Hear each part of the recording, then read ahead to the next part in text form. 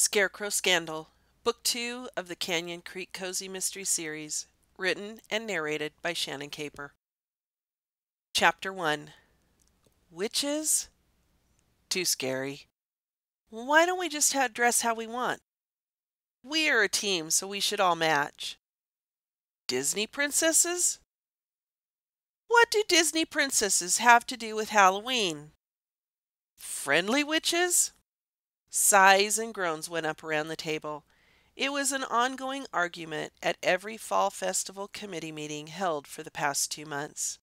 It was getting old and frustrating. It's a fall festival. That includes more than just Halloween. How about something simple and fallish, like scarecrows? I suggested, hoping to bring some common sense to the group and hopefully an agreement. The fall festival was only a week away, and I wasn't about to go on a late-night, last-minute costume hunt. Great idea, several people agreed. All in favor? Mrs. Erickson asked the committee. Everyone raised a hand to show their agreement to dress as scarecrows for the fall festival.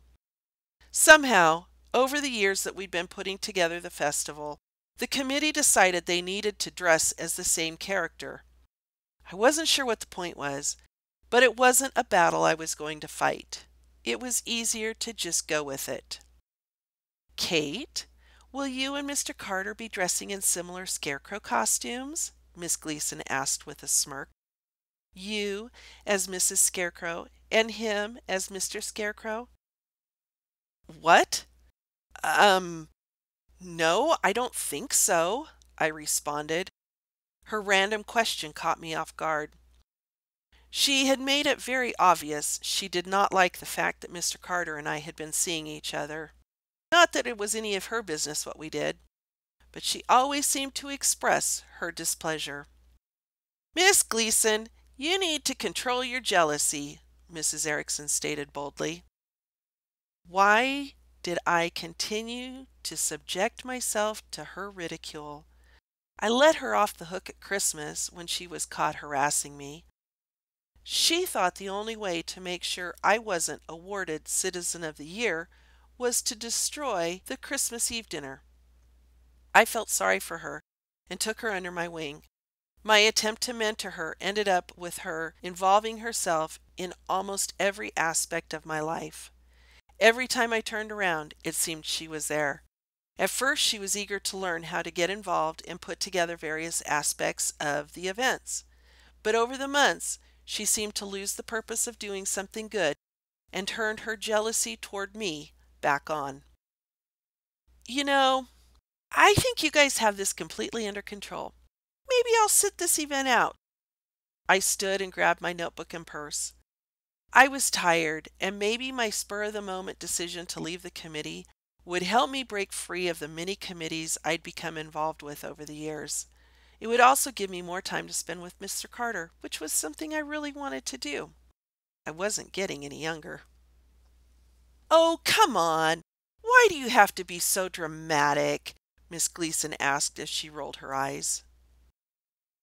You know, Miss Gleason, I've had just about enough of your insinuations and snide comments. I've tried to help you find something you are passionate about to get involved with, but it seems the only thing you are passionate about is harassing me. Well, I'm tired of it. Over it. Had enough. Do you understand? Leave me alone. Or else. I couldn't even finish my thought. I was so wound up. Let's get out of here, Mrs. Erickson said as she grabbed me by the elbow and guided me toward the door. She can do the festival by herself for all I care. Ah! I can't believe I let her get to me, I growled as Mrs. Erickson and I walked out to the parking lot. It isn't just you. She gets to everyone. I never should have lost my cool with her, I sighed. At least there were others there, so Miss Gleason couldn't twist the scene around to make her look like a victim, which is what she typically did. Don't worry about it. Go home, have a cup of tea, relax. I'm sure Mr. Carter will be happy to hear you freed up time, she teased. He'll be over later for dinner, I said. The thought of spending the evening with Brian cheered me up. He had a firm dislike for Miss Gleason, and as Mrs. Erickson said, he would be happy to hear that I would have more time now that I wouldn't be working on the fall festival. "Wait till he hears how you told that wicked witch off," she laughed. "Hopefully she'll back off both of us now. She's really trying to turn on her charm with Brian lately. She doesn't seem to get the message that he isn't interested." How come the selection committee for the principal position doesn't know about her antics? She shouldn't be considered for a position like that. I don't know. I heard they're supposed to make an announcement by the end of the week. I can't believe she is in the final three. "We're in big trouble if she gets the job," Mrs. Erickson warned. "She just can't get it," I said as I shook my head. Our school had been without a principal since Christmas, when our former principal was arrested for murder. The principal from the middle school where Mr. Carter works was doing the job for both schools. When the job was first posted, there was no interest in it. By summer break, there were still no qualified candidates. Then suddenly, just before school started, there were half a dozen applicants. Both Mrs. Erickson and I were on the initial interview panel, and both of us vetoed Miss Gleason. Somehow, she still moved forward in the selection process, which had tongues wagging that she was doing certain favors for certain members of the selection committee. "Well, don't you worry your pretty head about it tonight. Go enjoy your time with Mr. Carter. I'll see you tomorrow at school." Chapter 2. "Did you see the email?" I asked Mrs. Erickson while we were standing on the playground during recess. "Yes," she sighed. "I suppose it's the big announcement." An email was sent out from the district superintendent with a time and location for a mandatory staff meeting immediately after the buses left. "You really should have applied for the job," Mrs. Erickson said. "No way. You couldn't pay me enough to take that job. I'm happy right where I'm at until I retire." "I understand. It's hard enough being responsible for 20 kids. I wouldn't want to be responsible for 400. We blew our whistles to let the kids know it was time to line up, then went back in the building to finish out the day. I had the kids working on some Halloween decorations for the classroom and the community center where the fall festival would be held in just a couple of days. The kids were excitedly talking about their costumes and wondering what kind of candy they would get this year at the trunk or treat. My gut was telling me that the meeting was going to announce Miss Gleason as our new principal. I needed to figure out how to deal with the situation, and quick. I knew she would come after me, and I still wasn't sure what I'd done to deserve her wrath. At Christmas, she locked me in the shed at the community center. She tore apart my garage where a group of volunteers and I made quilts for the community, and several other things. When she was caught, she said she was jealous because I was going to be the Citizen of the Year and she wanted the title. I offered to mentor her after explaining that she needed to get involved and go about doing things the right way. At first, she consulted with me about different community groups and even had an idea of her own for one. Sadly, she never followed through with anything unless I agreed to join with her or be on the committee. It seemed like once word got out that Brian and I were officially seeing each other, she turned bitter and vengeful. The only thing I could really think of was that she was attracted to Brian, which surprises me since Brian is old enough to be her father. But I guess some people are okay with a 20-plus year age gap. The end of the school day is always chaotic. I expected the students in my class to clean up their messes before they could get their backpacks and get ready to go to their buses. There always seemed to be arguments over who made what mess, and someone inevitably ended up in tears. They always left a clean classroom, and I got to the buses in time, which is all I could ask for. Once the buses pulled away, I took a deep breath and headed toward the library where the meeting was being held. By the time I arrived, most of the staff was already there. I took a seat in the back and put my planner in the empty spot next to me for Mrs. Erickson, who slipped in just ahead of the superintendent. "Thank you for coming. I don't want to take up a bunch of your time, so I'll get right to the point," he said with a stoic look on his face. "As you know, we've been searching for a principal for some time. We finally decided and made an offer which was accepted earlier today. Please know this was a difficult recruitment, and the decision was not made easily. Effective immediately, your new principal is Jennifer Gleason." I looked around the room and watched as the staff clapped with a distinct lack of enthusiasm. Miss Gleason was not well liked by the staff, and now she would be their supervisor. I knew it wasn't going to go well for me, and I imagined it wasn't going to go much better for several of the teachers and aides. "Thank you, Mr. Stevenson. I'm very excited to take on this new challenge and lead this great team," Miss Gleason said with a grin that had a touch of evilness to it. "Here we go," Mrs. Erickson murmured. "The first thing I want everyone to know is that my door is always open to you. Please don't hesitate to come see me if you need anything. Anything at all." Everyone watched as she shook hands with the superintendent. She flipped her hair and gave him a sickeningly sweet smile, then ushered him out of the library. As she turned to face us, her smile disappeared. "Now then, let's get right to business, shall we?" There was a collective sound of deep breaths being taken around the room. She wasn't going to waste any time. First, a few changes. I've already met with our teachers' aides and have informed them they will be reassigned to different classrooms. They will only be in the classrooms for half the day. The other half of the day they will be sharing cafeteria duties and custodial duties. Those assignments will be made on Monday. Next, I will not be hiring a new teacher for the open second grade position. The kids in that class will be split between the other two second grade classes, and the substitute will go back to her substitute position. Looking directly at me, she added, "Speaking of second grade, several students will be moved around. That will also happen on Monday. Fourth grade, I will be moving several of your students around as well. An announcement about my former class will be made on Monday. Moving on," she kept going without coming up for air. "The annual Christmas extravaganza is quickly approaching. I will be chairing that event this year, which includes the parade and the Christmas Eve dinner. Furthermore, I am chairing the Fall Festival and the Spring Fling."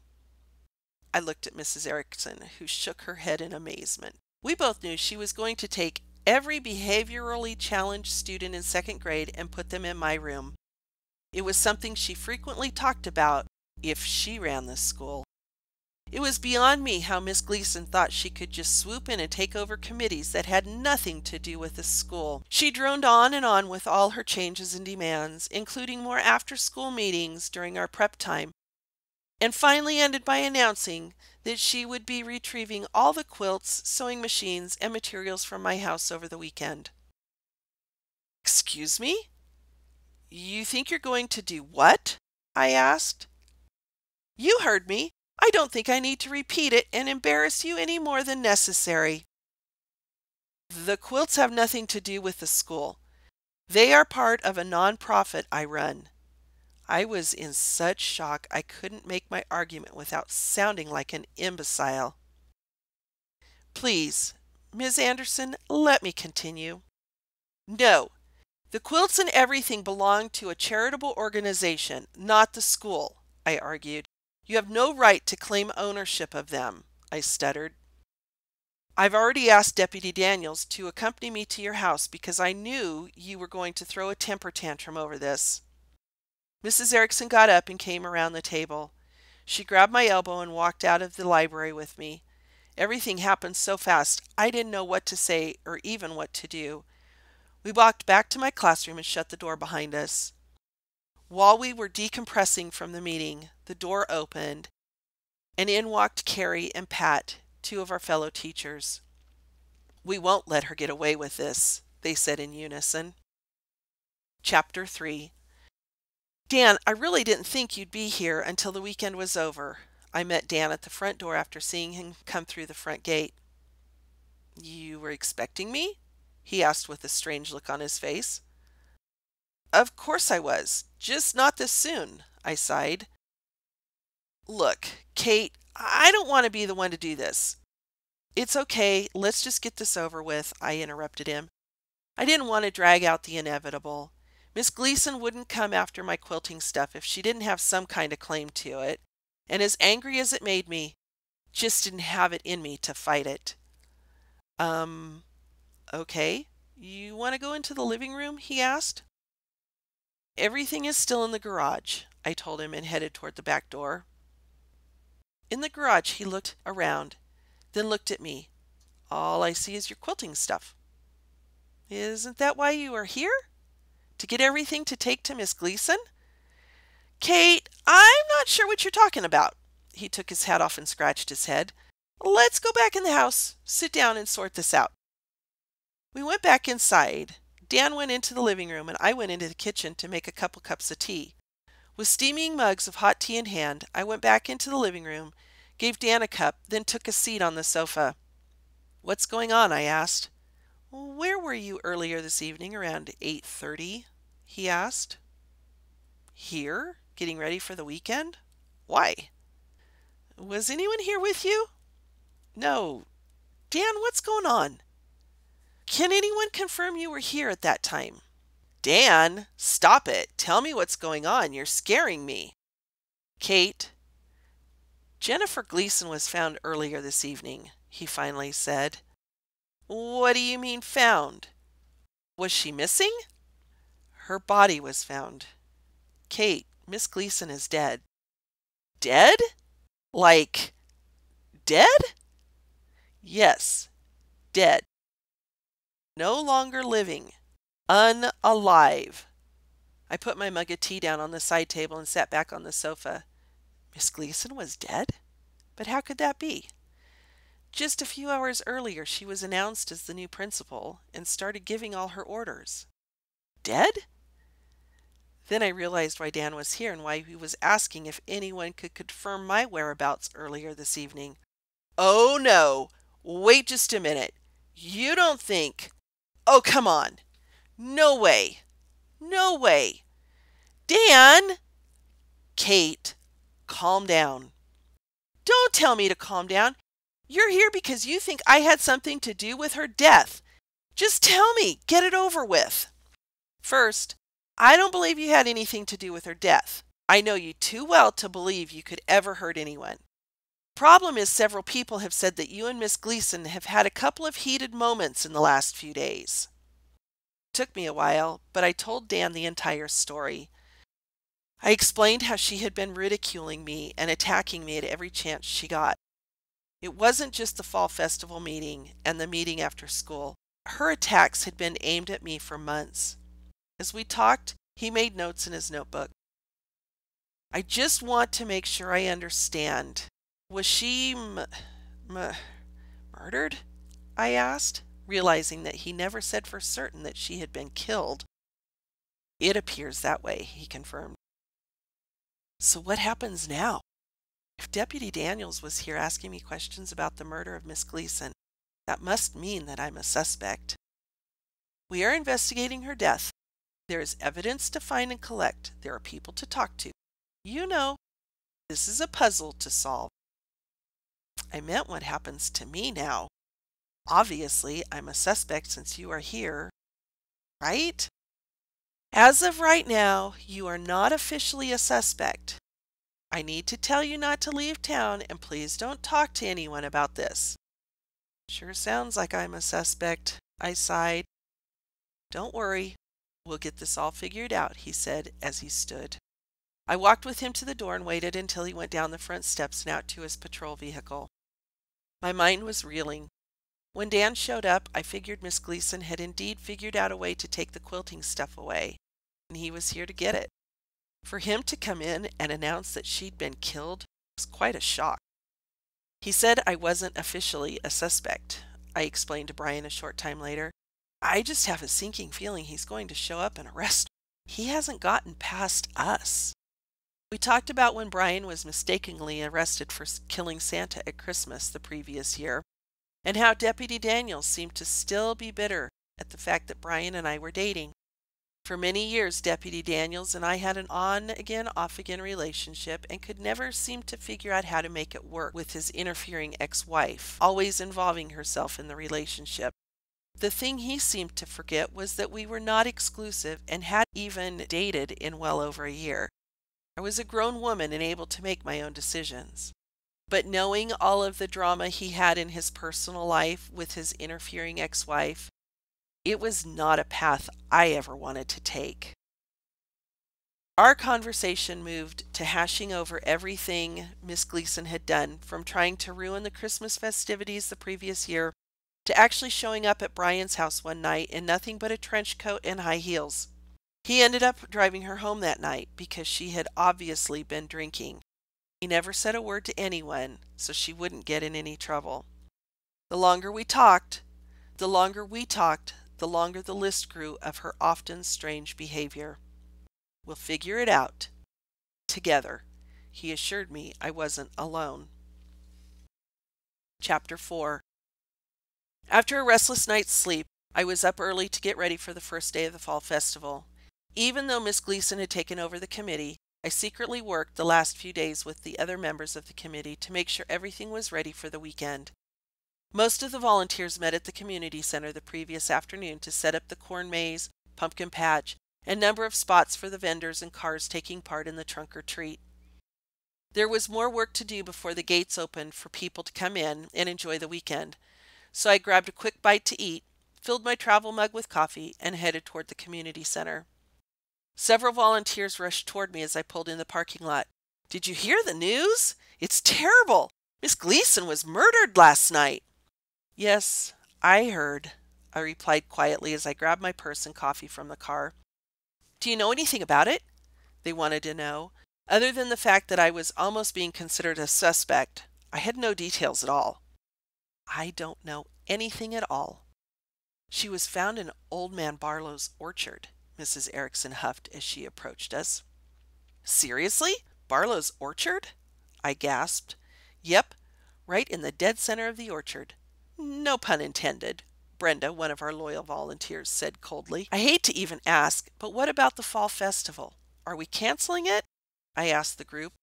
On one hand, it seemed like the right thing to do out of respect to Miss Gleason, but on the other hand, it was a much anticipated community-wide event. "The sheriff was here a bit ago and said we could continue with the event as long as we didn't use the orchard," Mrs. Erickson said as she motioned to the Barlow's orchard. Old Man Barlow volunteered his long driveway and barn for the Christmas parade each year, usually in trade for having some work done on his property. He also opened his orchard during the fall festival so people could pick apples, have a picnic, or just wander around away from the crowd. The orchard shared a fence line with the community center, so it was just a short walk to enjoy the orchard. Barlow always hung ghosts, skeletons, and other seasonal decor in the orchard. At night, during the trunk or treat, the orchard was a popular place for the older kids to run around with flashlights and try to scare each other. It was a bummer we wouldn't be able to use the orchard this year, but it was totally understandable that it was a crime scene and the sheriff's department wouldn't want people traipsing around possibly destroying evidence. "Well, it's okay. We can do without the orchard this year. It would be kind of gruesome to use it now anyway." "Poor Barlow. First his barn was the scene of a crime, and now his orchard," I said solemnly, remembering finding Santa dead in the sleigh before the Christmas parade. The corn maze was enjoyed by kids and adults. All the scarecrows from the scarecrow competition made by the kids from the elementary, middle, and high school were displayed throughout the maze. The winning scarecrows were in the middle, proudly displaying the creator's name, grade, and a ribbon. There was also a volunteer station in the middle to hand out raffle tickets to those who made it all the way through the maze. The inside of the community center was set up for a weekend-long bingo marathon. Some rounds would be played for a cash prize, and other rounds would be played for prizes that were displayed around the room. Every winner was given a raffle ticket for the ultimate prize, which increased the interest in playing a few rounds. The proceeds from bingo go to the senior center each year. In the past, there was a line of people waiting to claim a seat. This year, we were putting people's names on a waiting list and would announce when there was a seat available for them. That way, they didn't waste a bunch of time in line when they could be out enjoying the other offerings. After checking inside, I wound my way around through the food and craft vendor booths that were being set up outside and checked to make sure that the trunk or treat parking area was roped off and spaces were numbered. The last thing was to make sure that the chili cook-off participants were set up and cooking so they would be ready for the judging to begin at 4 p.m. It appeared like everything was in order and things were being finished up. The high school football players were arriving to work in the parking lot, and all but one of our volunteers was here. The event was scheduled to start at 10 a.m. With nothing left to check on, I figured it was time for me to go change into my Scarecrow costume before the committee started arriving. As I walked back toward the community center building, I once again went over the list of things I needed to check. I was fairly confident that everything was on track for a great weekend. "Hey, Kate," Mrs. Erickson said as she came into the back room of the community center. Have you seen my Scarecrow outfit?" I asked. I was standing in the middle of the room, looking at the empty wardrobe rack and the spot where I had set my bag the previous afternoon. "No? What did you do with it?" "I put it here yesterday after school when I came by to mark the vendor spots. Part of it was hanging on the wardrobe rack, the other part was in a reusable grocery bag." "Are you sure you put it here? What about the closet?"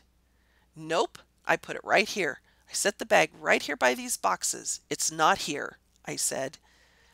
"Who would take it?" "I have no idea. Now what do I wear? I don't have time to put together another costume." "I'm sure we can put together something. After all, a scarecrow is just old clothes put together. I'll run home and get some of George's old jeans and a shirt. We can fix something," she assured me. "No, there isn't time for that. I don't need a costume. It isn't that big of a deal. We would make the best of the situation and try not to let the death of Miss Gleason put too much of a damper on the weekend.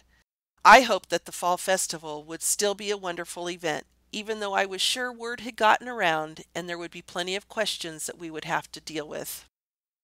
Chapter 5. Deputy Daniels called. He asked if I could gather all of the volunteers for a brief meeting before we open for the weekend, Mrs. Erickson said. "I'll gather everyone while you change," I offered. Mrs. Erickson said I had about 5 minutes to gather everyone. I was assuming Deputy Daniels would offer some insight into what happened to Miss Gleason, and with any luck, he would have a suspect other than me. I made quick work of getting everyone to gather inside the community center with no time to spare before Deputy Daniels arrived. He explained to the volunteers that he was only allowing the event to continue because he knew how important it was to the community. He gave the volunteers some responses they were to use if asked about the events from the previous night, then dismissed them to finish getting ready for the day. "Kate, why don't you have your costume on yet?" he asked. "It's the strangest thing. My costume seems to have disappeared." I told him about not being able to find my costume. I described what my scarecrow outfit looked like in case he found a random scarecrow running amok. He had a strange look on his face and hesitated to say what was on his mind. Finally, he cleared his throat. "Sounds like the clothing that was found in the orchard." "What do you mean, found in the orchard?" I was stunned. "During the investigation last night, we found some clothes that sound like what you said your costume looks like." "Hold on. You're telling me that my costume was found in the orchard after Miss Gleason's murdered body was found?" I asked in a panic. "The clothing you described is identical to what we found, right down to the cutout heart sewn onto the front left shirt pocket. I don't imagine anyone else had that detail on their costume." "No, I don't suppose they did." "What does this mean?" I asked. "I'm not sure. Just stay here and keep your wits about you. I'll be around off and on throughout the day." "What was that about?" Mrs. Erickson asked after Deputy Daniels left. After sharing the discovery about my missing costume, Mrs. Erickson wondered if that might mean I was being framed. "What if someone knew how much you disliked Miss Gleason and decided they could get rid of her and pin it on you?" she questioned. "That's crazy. You've been reading too many mysteries," I scoffed, hoping I was right and there wasn't someone out there trying to frame me.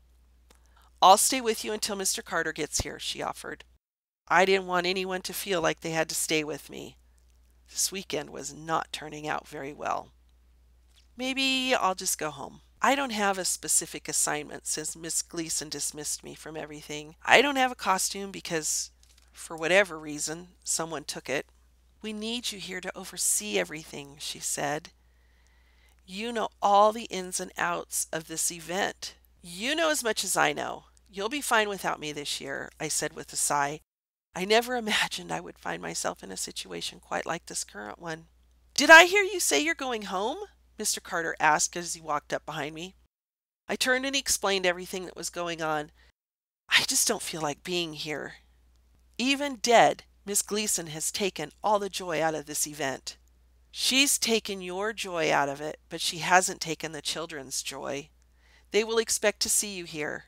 Mrs. Erickson laid the guilt heavily on me, knowing if she tossed out the children's joy that I would cave, and she was right. I caved. Mr. Carter, Mrs. Erickson, and I went into the community center and dug around in the clothes closet for items that would work as a scarecrow costume for me. We keep a large room of donated clothes for community members who need things. I ended up with a large pair of men's jeans that I pulled tight around my waist with a piece of rope, a too big flannel shirt, some old work boots, and an old lopsided cowboy hat I was surprised we even kept. Mr. Carter and I went out to the pumpkin patch and gathered some straw to stuff in the pockets while Mrs. Erickson worked at gathering some makeup for my face.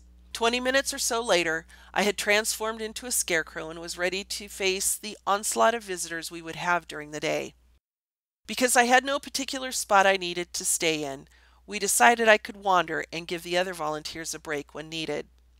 With everything in place and everyone ready to go, we signaled to the high school football team to go ahead and open the gates to the field where people would park. The fees the vendors paid to have a booth were given to the football team to help offset the cost of transportation to games and to help with uniforms. As I walked around to let the various volunteers know I was there to give them breaks, it seemed like I interrupted a lot of whispered conversations. By now, people were probably believing I had something to do with Miss Gleason's demise. Most of the longtime volunteers greeted me as usual, and a few even offered words of support and encouragement, saying they knew I couldn't possibly have anything to do with her death.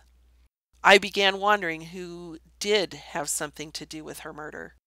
Was it someone we all knew, or was it a stranger that skipped town and would let someone else take the fall for his evil deed? If Deputy Daniels stayed focused on me as a suspect, he would miss other potential clues like he did when he accused Mr. Carter of killing Santa. "Mr. Carter, can I have a word with you for just a minute?" I asked. I found Mr. Carter in the parking area helping the football team park cars. "Absolutely. What's up?" "I'm worried that Deputy Daniels is going to focus on me as a suspect and miss clues that would lead him to whoever really did murder Miss Gleason," I explained. "He was the one that caught Miss Gleason at my house last Christmas. He knows she and I exchanged words, and then my scarecrow costume was found at the crime scene. None of that means you did anything to her." "I know that.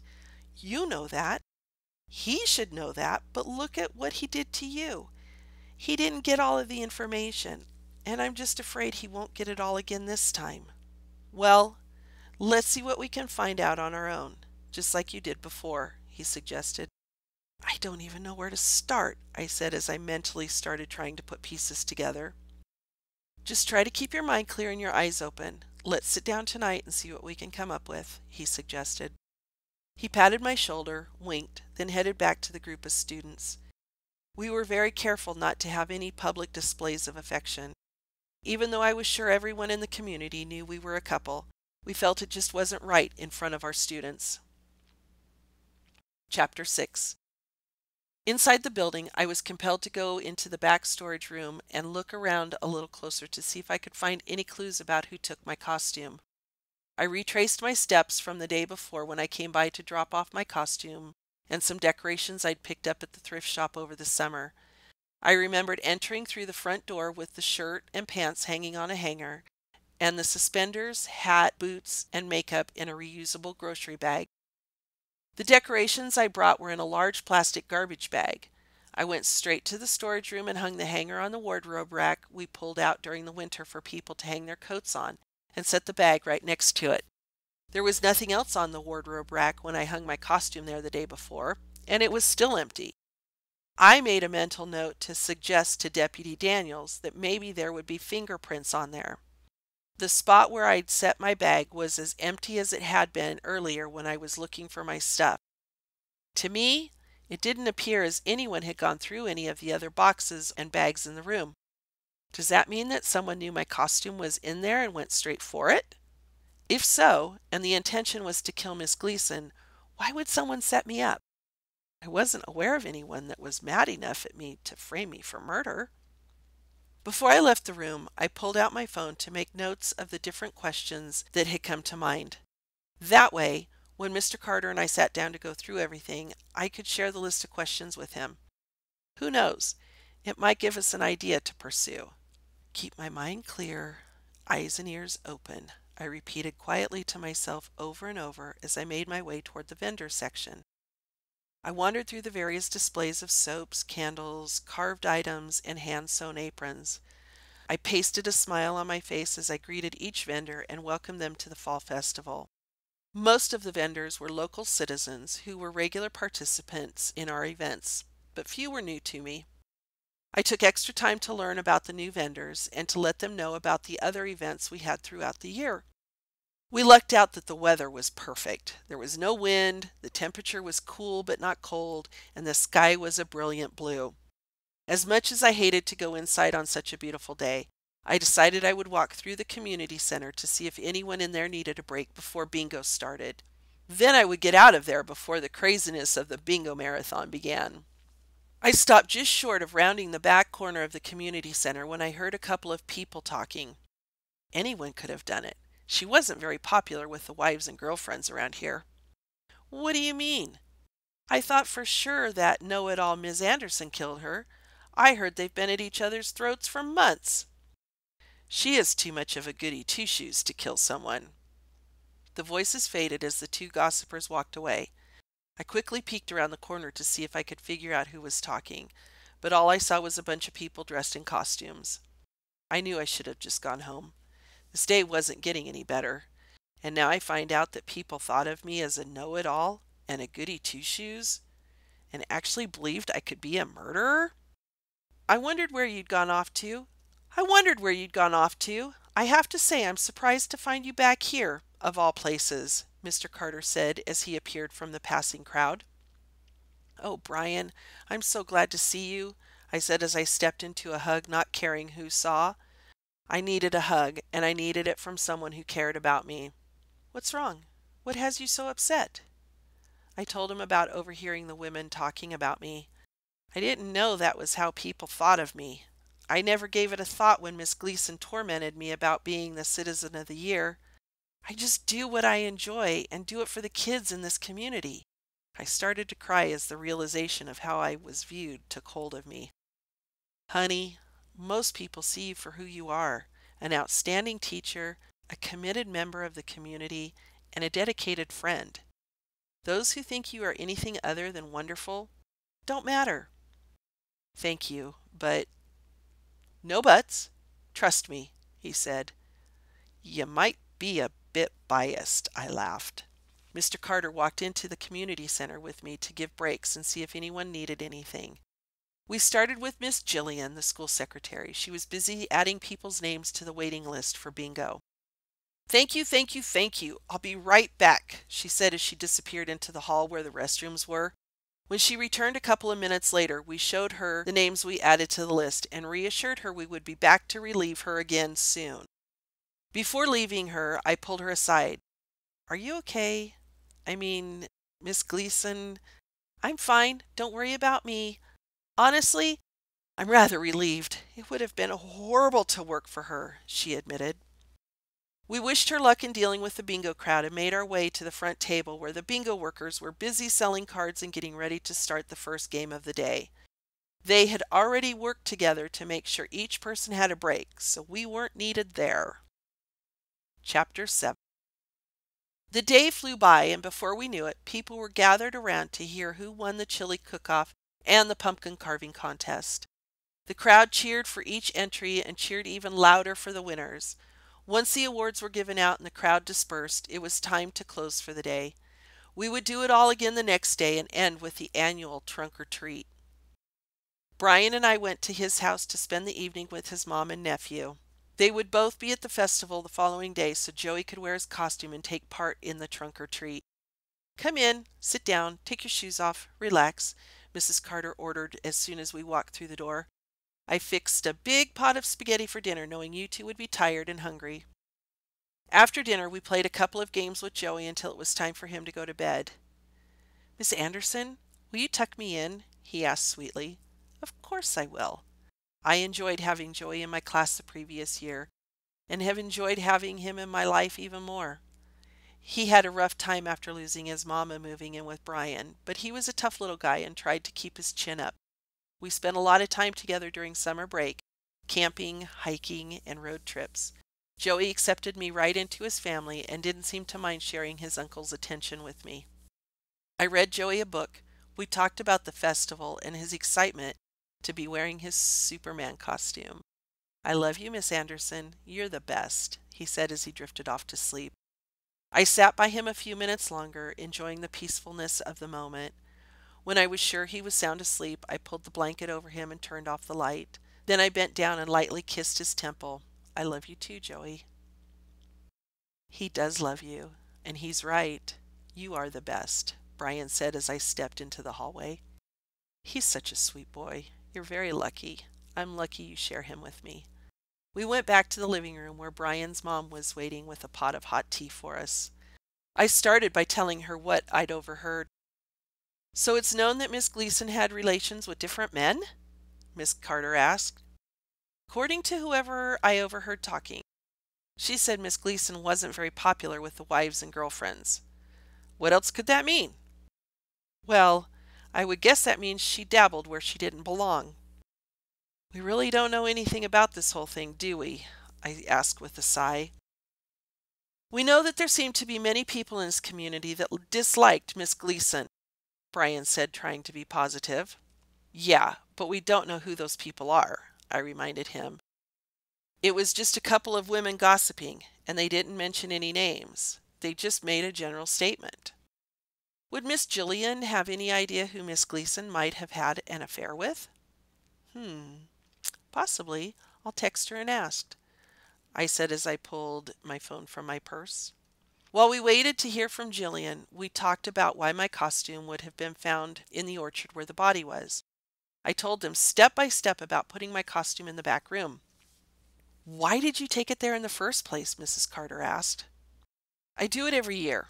I go early on Saturday morning to help with the final setup, and it's always easier to do all that work in regular clothes than change before the festival begins. It wasn't out of the ordinary. So people that have worked at setting up the event over the years would know that you put your costume there, Mr. Carter stated. Yes, I replied, and immediately knew what he was thinking.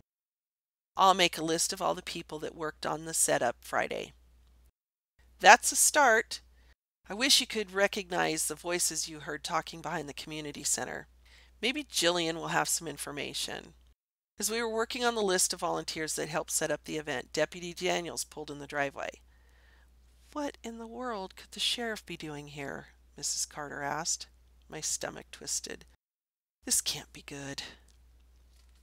Mrs. Carter welcomed Dan and led him into the living room where we were working. I noticed Brian quickly cover the list we were making.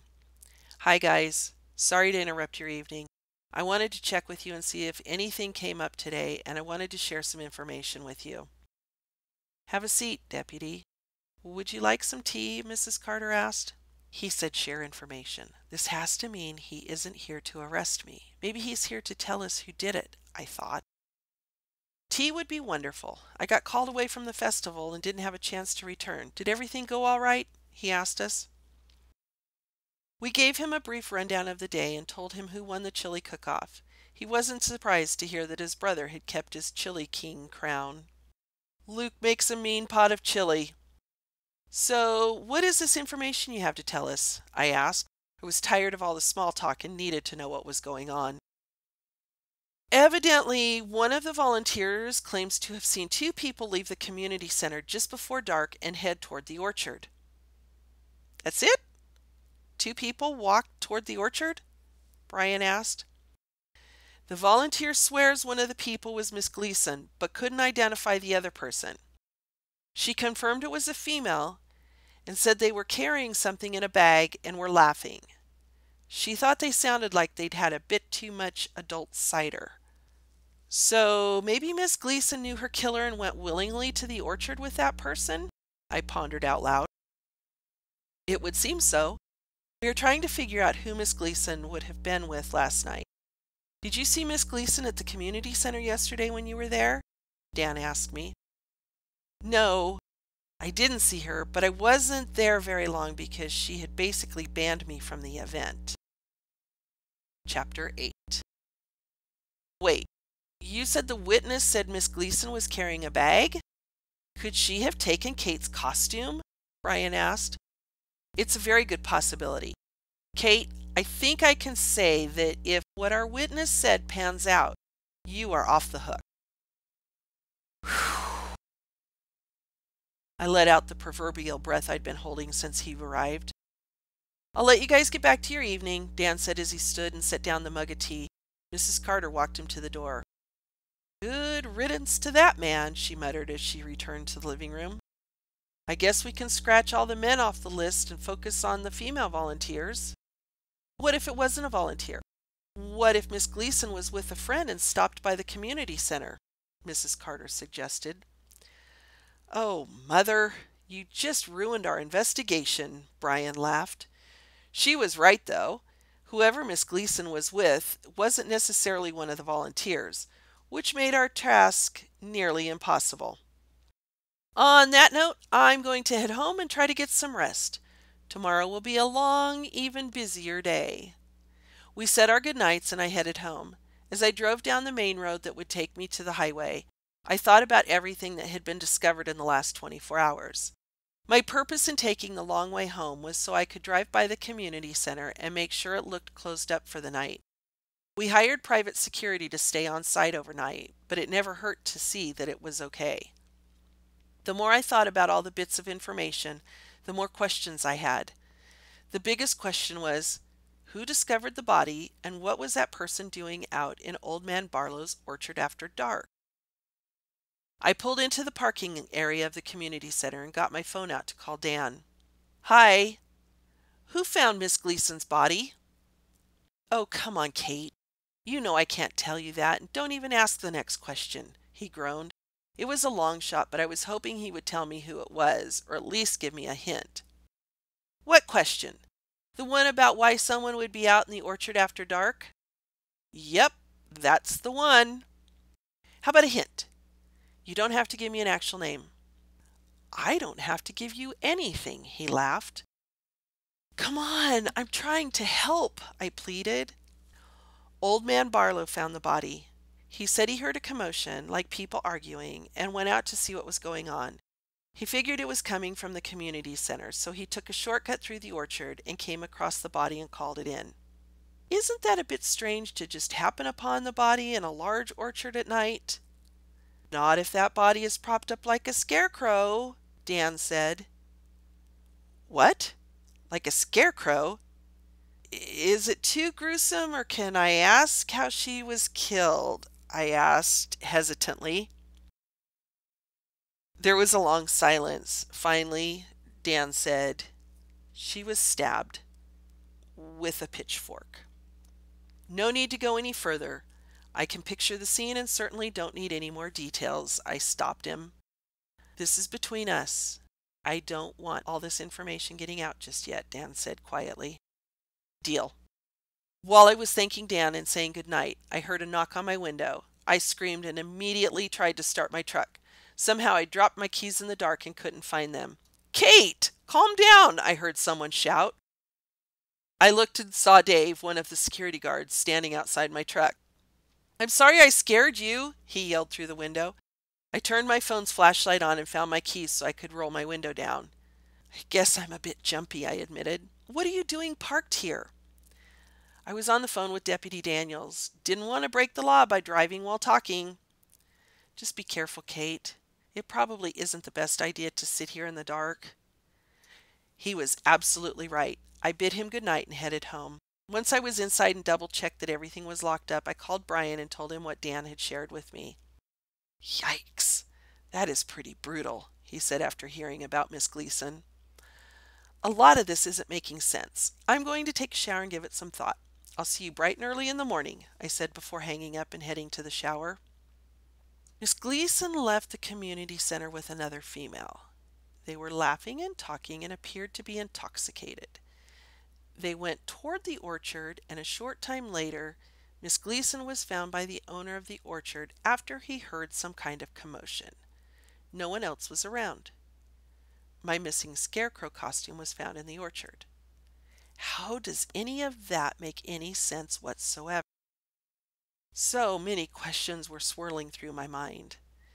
Would a female be strong enough to stab someone with a pitchfork?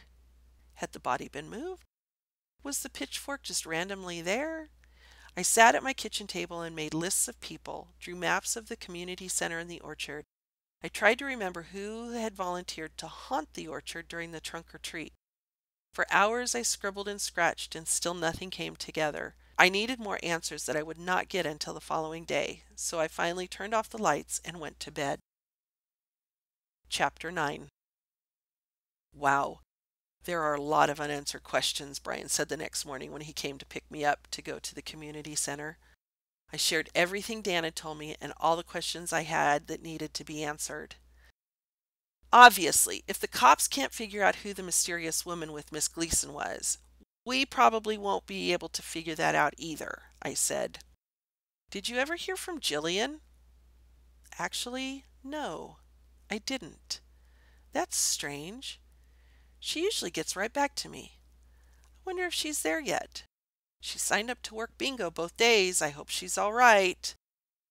Brian and I dumped the last of our coffee out in the sink before getting in his truck and heading toward the community center. We drove by Jillian's house to see, by chance, if her car was there. It was in the driveway, so we parked and got out and knocked on her door. There was no answer. I knocked again and waited, and still no answer. Maybe she got a ride with someone, Brian yelled out the window of his truck.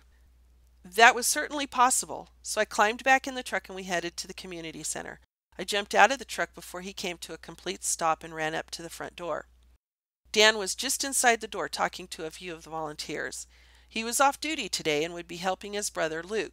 The winner of the chili cook-off traditionally returned the next day to sell bowls of their winning chili.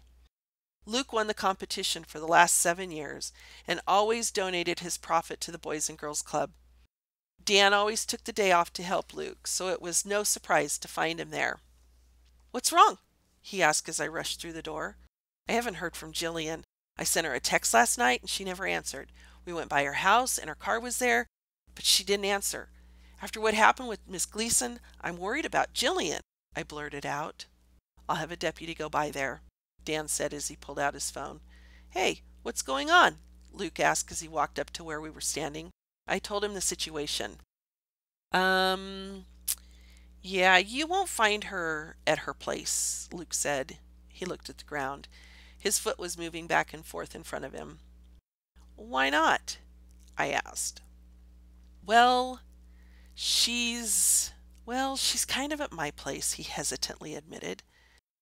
"Jeez, why didn't you just say so?" I asked as I slugged him in the arm. I'd known Luke almost as long as I'd known Dan. He'd been like a much younger brother to me for many years. "She didn't want anybody to know we'd been seeing each other," he said. "Why?" I asked. "Honestly, she was afraid of Miss Gleason. She saw what Miss Gleason did to you when you started dating Mr. Carter, and she was always jealous of the friendship you have with Dan.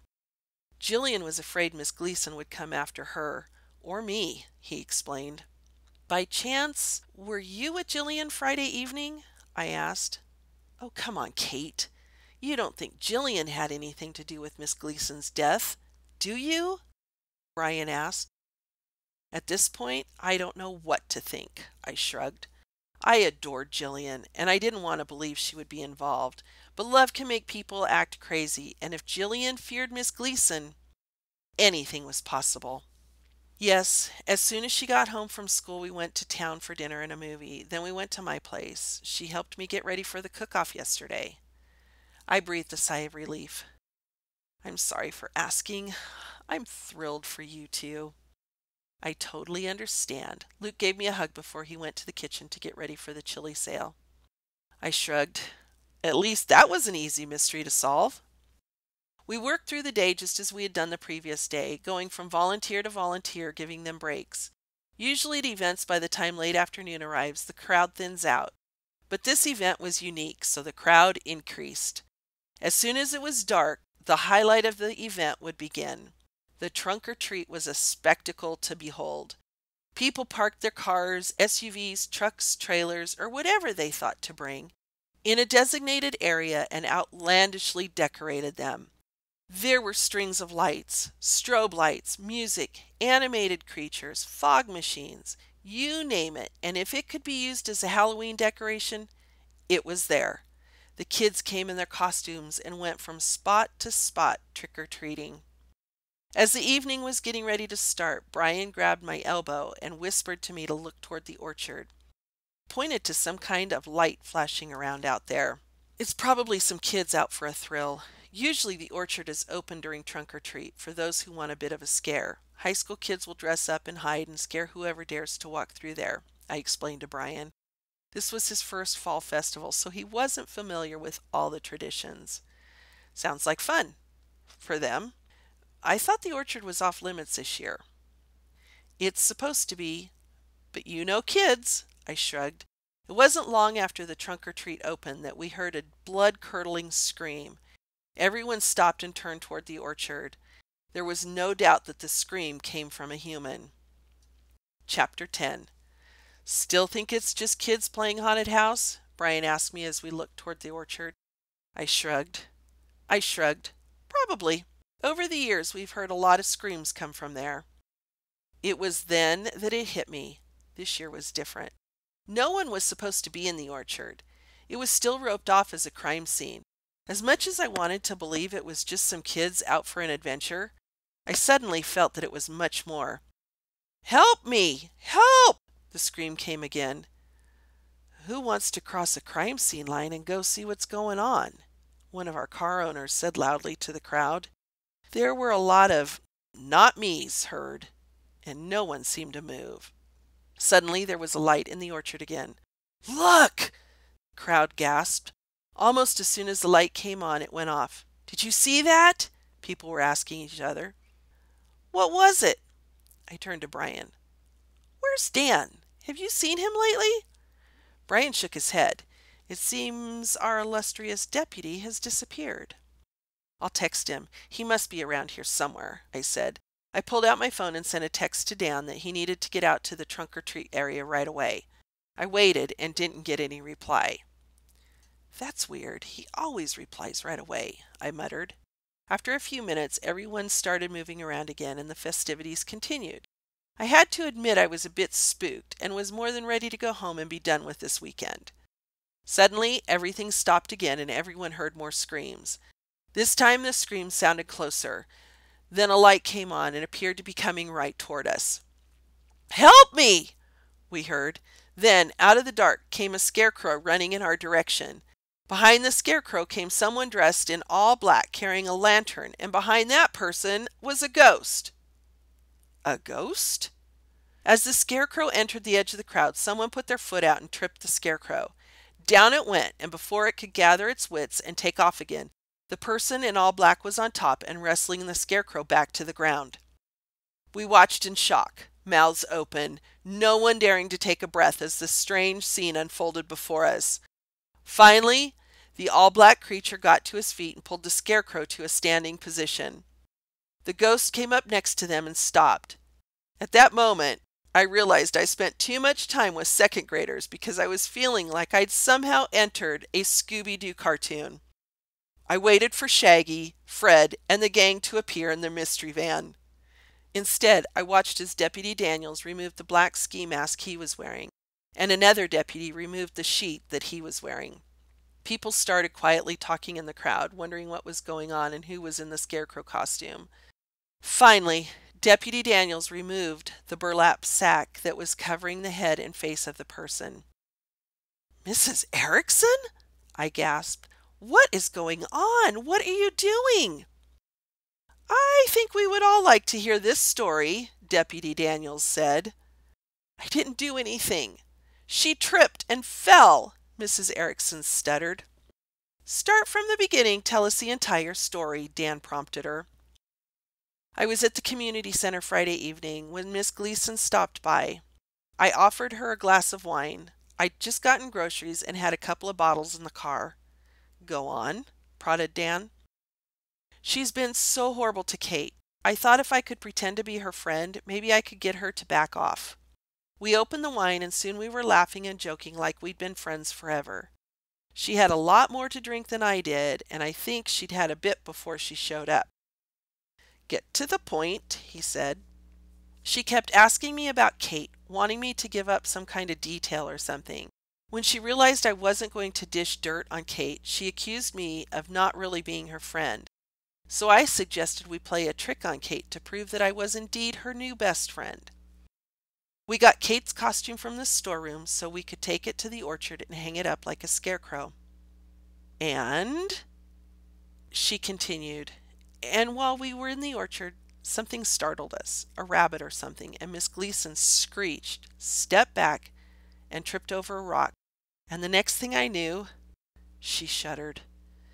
The next thing you knew? Dan prodded her again. Miss Gleason went pale and made a gurgling sound. When she fell backward, she landed on a pitchfork. Mrs. Erickson began to sob. I didn't know what to do. Old man Barlow was coming through the gate to see what was going on, so I ran. I'm so sorry. I'm sorry, Kate. I forgot all about your costume until the next morning when you couldn't find it. I felt Brian put his arm around me and pull me closer. My best friend and co-worker was trying to protect me and ended up being involved in the death of someone. It was too much to take in. I could hear the surrounding crowd discussing the bits of information that Mrs. Erickson had shared. Some were asking more questions, others were saying how surprised they were, and then someone yelled, "Murderer." Kate, Brian, come with us. We're going inside away from the crowd where we can hopefully sort this out, Dan said. We followed as he led Mrs. Erickson into the community center. The other deputy followed behind us and then stayed at the door to keep the noisy crowd from barging in. Let's go over this one more time, Dan said as he guided Mrs. Erickson onto a nearby chair. I have some questions and I want to make sure we have everything straight. Chapter 11. I woke up the next morning on my sofa in the clothes I wore the day before. I sat up and looked around and saw Brian peacefully sleeping in the recliner on the other side of the living room. He brought me home after we finished with Dan and Mrs. Erickson. It was really late. I was physically and emotionally exhausted and in no condition to drive.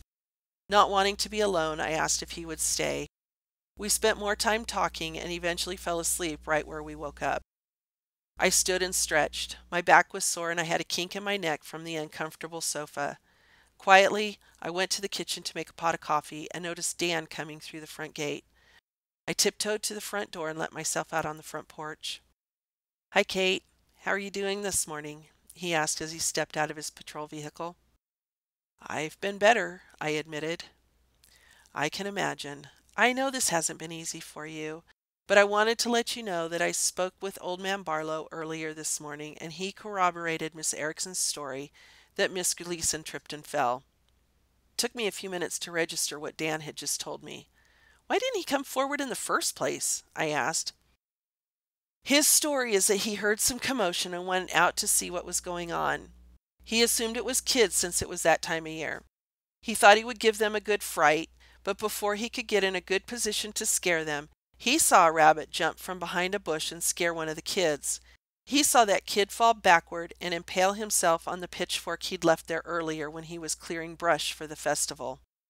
So that cranky old man called it in and pretended like he didn't know anything about it? I asked.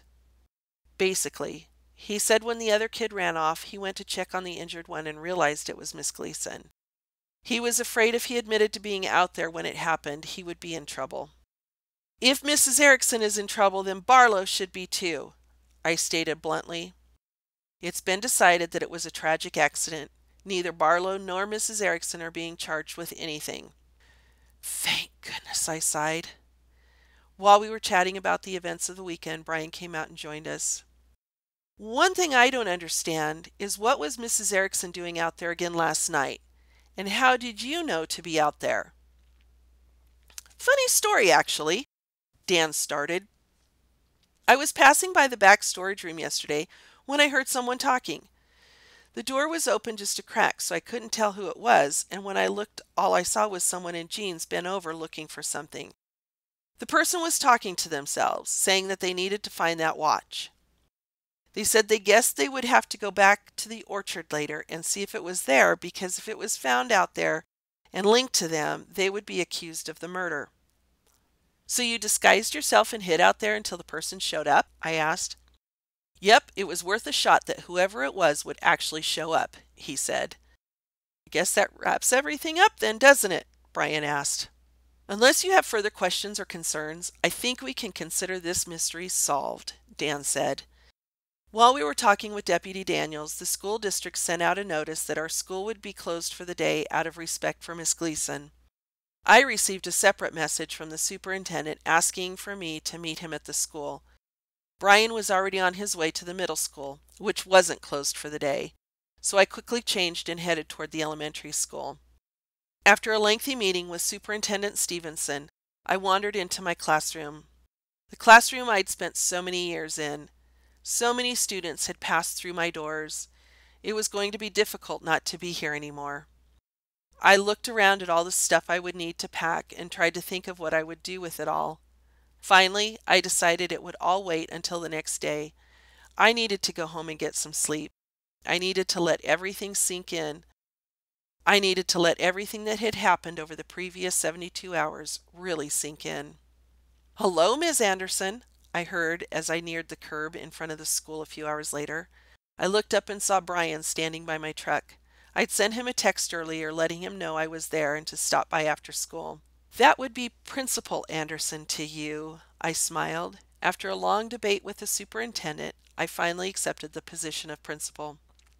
"Maybe it should be Principal Carter."